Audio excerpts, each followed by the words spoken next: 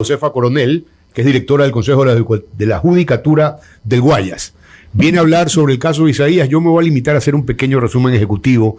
Allá por el año 2008, agosto, el gobierno de Rafael Correa decidió confiscar las empresas del Grupo Isaías. Confiscó pues 164, qué sé yo cuántas eran. 14 años después, la mayoría de las empresas fueron quebradas por administradores corruptos, en su mayoría, salvo excepciones, como siempre. Pero la realidad hoy es que hay muchos empleados que incluso, si habiendo sido empleados de estas empresas, no pueden cobrar su jubilación, porque la perversidad con que las manejaron hacía que no solamente te debiten las aportaciones, sino que no se las pagaban el Seguro Social, por ejemplo, entre otras múltiples irregularidades. A estas alturas del partido hay un dictamen de la Corte del Guayas que resuelve que le devuelvan a los Isaías los bienes que le fueron incautados, o lo que queda de lo que le incautaron, y esto está en un procedimiento jurídico que camina pues a precio, pasa un poco lento, son 14 años lo que han pasado. Sin embargo, Eduardo, y que les paguen el precio de los bienes vendidos. Ojo. Claro, que devuelvan los que están en poder del Estado y que devuelvan el precio de los bienes vendidos. Sí, señor.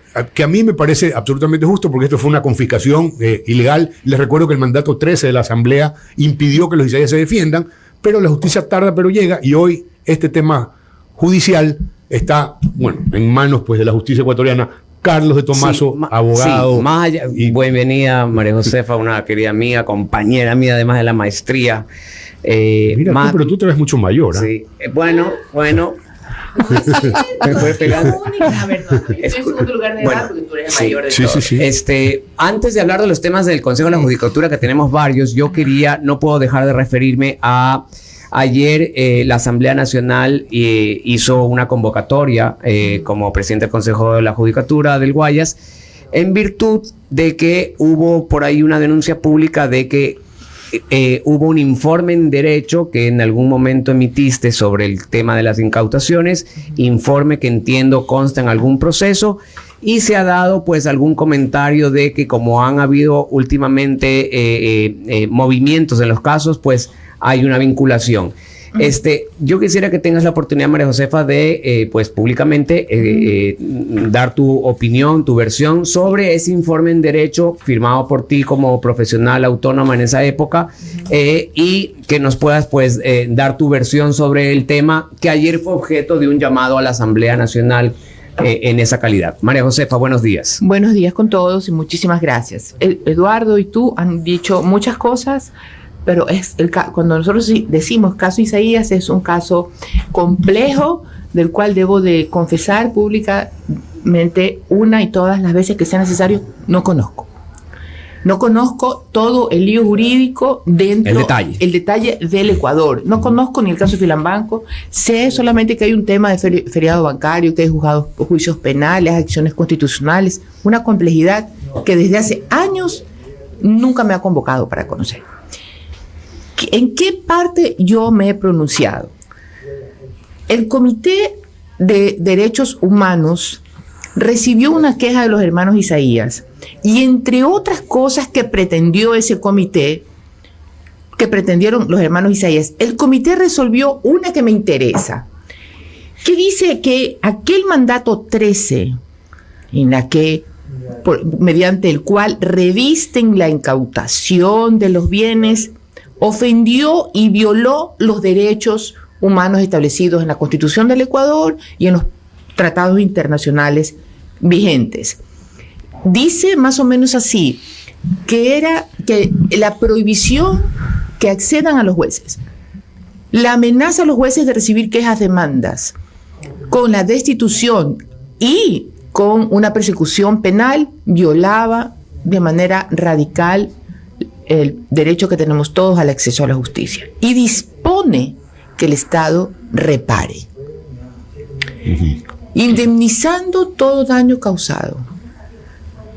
Lo dice Naciones Unidas, lo dije yo por escrito en el año 19, cuando era abogada en el libre ejercicio, y no me avergüenzo de haberlo dicho. Pero tiene mucha lógica. Y totalmente lo ratifico sin ninguna pena. Es decir, tu informe en derecho se refería al mandato 13 que dejaba sin derecho a la defensa a estos empresarios. Así es. A todos, porque igual podrían haber otros tipos de intereses. No es que era dirigido a alguien, a todos los que reciban o sean sancionados con ese tipo de acción de incautaciones, los dejaba fuera de la posibilidad de ejercer derecho de defensa, de presentar en una acción un artículo increíble. Bajo pena de cárcel. Sí, bajo pena de cárcel. Decía, Entonces, cualquier juez se someterá a las sanciones penales. Tú sobre ese tema, sobre el mandato 13 y la exclusión del derecho a la defensa, expediste un informe en derecho dando tu opinión jurídica. Así es. También en este como abogada en el libre ejercicio, perdón, y hay como que hacer profesora de derechos humanos. Ya, ese hay que hacer un asterisco importantísimo. En ese informe, que es 4, 5, 6 páginas, no es más, recuerdo al lector o al eventual lector la Constitución y los tratados internacionales que firmados por el Ecuador. Firmados por el Ecuador. En ninguna parte yo he dicho si es vinculante o no, pero sí dejo claro que el suscriptor, el Ecuador, es un país de buena fe. Entonces, si yo suscribo es para hacer caso de esta opinión, aplicarla con la prerrogativa que tienen nuestros jueces en la naturaleza de los tribunales. Como no tengo idea de qué es lo que han hecho los abogados de los hermanos Isaías con este y con tantísimos problemas, ni he querido saber. Ha habido resoluciones en las que el procurador ha perdido, o actuaciones judiciales que el procurador ha perdido. Que el comentario de él más o menos dijo así, él dijo, yo no me he querido sentar a negociar con los Isaías, entonces dentro de este contexto de negociación, puntitos, hay que investigar las eventuales conexiones que hay entre la directiva de la provincia del Guayas y los hermanos Isaías. Yo lo escuché, yo lo vi en Teleamazonas y vi también lo que pasó en algunas redes sociales cuando Carlos Bravo, que no sé si está prófugo o sentenciado, también replicó y toda la cola correísta. De ellos o de cualquier persona como ciudadanos no me molesta. Puede molestarme, incomodarme un rato, pero realmente no me quita el sueño. Pero el procurador hizo un comentario tal cual un trolero.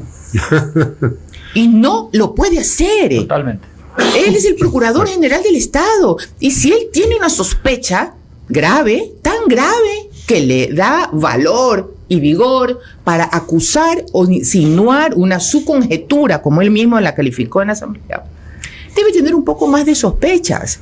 Tener pruebas. No, y está canalizando su frustración de las derrotas. No, al psicoanálisis del procurador todavía no ha llegado. Por eso me quedé callada. Me enteré de la Asamblea que lo convoca a él para que aclare. Y diga, señor procurador, si usted tiene elementos que se ha roto el principio de independencia judicial, denuncie. Y lo esperé y asistí puntualmente. Oh, sorpresa, el procurador cuando fue preguntado 1, 2, 3, 4, 5 y 6 veces por la mayoría de asambleístas de esa mesa, la mayoría ayer, que le decían, procurador, usted dijo esto. Usted dijo esto, explique. Bueno, yo no he nombrado nunca a la doctora Coronel. También quiero decir que apenas termine mi intervención me tengo que ir. O sea, no se quedó a tu comparecencia. No. Yo estaba ahí, comparecí, entonces no se quedó, y sí le hubiese querido hacer una pregunta al señor, señor, no sé, pero señor, Íñigo Salvador, si él pensó que se equivocó, que se precipitó, la honra de su cargo y de ser varón, hubiera yo esperado una disculpa. Pero no lo hizo, se fue apresurado, dijo que tenía algunas cosas que hacer. Por lo tanto, yo recibí por segunda vez una información de lo que es el señor, repito, señor Salvador. Pero para mí era importante comparecer a esta asamblea, donde si yo pude haber sido vista como objeto político, tenía la cancha en contra. ¿Y cómo le fue? Cuéntenos. A mí me fue muy bien. Cuéntenos qué le preguntaron. me preguntaron. ¿Y quién la interpeló? Usted sabe que yo, como no los Hay una conozco, comisión de la entonces una justicia ahí, me comisión de parece. justicia y estructura del Estado, me preguntaron 1, 2, 3, 4, 5, 6 veces si yo era abogada de los Isaías. Ellos también manifestaron mucho el daño que generó el feriado bancario. Que creo que eso no tiene nada que ver con el tema jurídico. No tiene nada que ver, pero yo tampoco soy profesora para decirles, bueno, asambleístas, mire, estudiemos un poquito la historia, separemos las cosas. No me toca, no es mi rol, ¿no? Ellos tienen sus asesores que harán su trabajo. A mí me toca enfrentarme al Procurador General del Estado, pedirle que haga la aclaración, no la hizo. También le preguntaron si él iba a presentar una denuncia a la Fiscalía, dijo que él no tenía elementos, que algún día cuando él los tenga, lo va a hacer. Algunos me han dicho que él tiró la piedra y escondió la mano. Y piedra suelta no tienen vuelta. No quiero entrar a estas calificaciones o descalificaciones personales. Yo voy a condenar el hecho y no a la persona. A ver, ¿no será que la presión que tiene este pobre hombre de defender algo muy complicado? Porque al fin del día, cuando tú lees el mandato 13, que fue una de las cosas en que la Corte de Estados Unidos Sí, yo me acuerdo libera un a los comentario. Isaías, es porque cuando leen el mandato 13 ellos no pueden creer lo que está escrito ahí. Sí, No yo quiero conozco. No te puedes defender. Yo quiero acotar solamente- algo. yo solo Difícil, conocí- yo difícil solo encontrar conocí- La sí, Procuraduría, no del sí. Procurador. Yo quiero acotar algo no necesariamente personal del Procurador, sino de la Procuraduría, que como institución, inclusive antes de que este Procurador sea Procurador General del Estado, la Procuraduría ha perdido todos los juicios con los Isaías. Todos. Es decir, no ha ganado Es decir, uno. no es Íñigo Salvador el que está No, tratando. es la Procuraduría. Viene- Y por algo pierde. No pierde porque no se saben defender. Me imagino que ellos tienen un equipo suficientemente capacitado para defender el Estado. El problema es que lo que defienden es indefendible. Ese es el problema. A ver, perdieron los 2 juicios de insolvencia aquí, en donde el Estado trató de declarar insolvente a los hermanos Isaías. Los perdió. El uno contra William y lo perdió el otro con Roberto Isaías. Sentencia ejecutoriada. Al perder esos juicios, el Estado pierde los juicios en Miami, en donde el gobierno de Correa, no contento de incautar ilegalmente aquí, intentó incautar en Miami también. Perdió en Miami en primera instancia y perdió la apelación. Y ahora pierde también la acción de protección, en donde se determina, con base en el dictamen de la ONU, del Comité de Derechos Humanos, que bien ha mencionado la doctora María Josefa Coronel, que se determina que se violaron los derechos constitucionales de los señores, con independencia de todo lo que se pueda decir de la historia de Filambanco, etcétera. Se violaron los derechos constitucionales y por tanto se ha determinado la devolución. Es decir, lamentablemente, para el procurador ha perdido todo, pero no porque el procurador no sea capaz, Pero sino una porque cosa- no tienen razón. Pero hay una cosa que quedar claro, el comité no habla de devolución de bienes, No. ni mi informe tampoco. Es decir, Tú te refieres al mandato 3. yo me refiero al mandato 13. Si Sí. los señores víctimas se llaman Isaías, Pérez, de Tomaso, Peña, Sí. Coronel, me tiene sin cuidado. Y solamente quiero agregar una cosa para terminar el tema, nada más. Es que cuando se trata de derechos humanos, siempre vemos... ¿Recuerdan los hermanos Restrepo? Es que son colombianos y guerrilleros. Que si la Corte Quintana, cuando Lucio Gutiérrez la tiró abajo, es que esa corte era social cristiana y demócrata. Se murió la señora, la mataron, un femicidio en la escuela de policía. ¿Para qué fue? ¿Para qué fue a buscar al marido? O sea, ella fue a buscar el problema. Siempre no nos gusta la víctima y no entendemos, por Dios santo, que me guste o no me guste.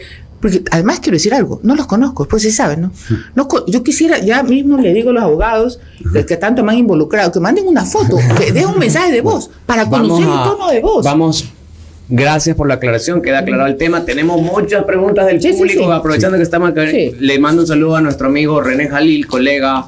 Sí. René pregunta. Pero ¿hay queda una pregunta porque tenemos cola de invitados Sí. también, así que... En el tema de la justicia dice, consúltale a la doctora que hay una reubicación sin reemplazo de 6 jueces laborales hacia lo civil. En total hay 8 jueces menos laborales que no han sido reemplazados. Temas ya de la organización de la Y justicia. rapidito ellos, entre esos, voy a ser concreta, un par de esos jueces dicen, miren, no tengo mucho trabajo porque no investigan la carga procesal y como sabemos que en dependencias civiles o de otra especialidad necesitan, yo me ofrezco.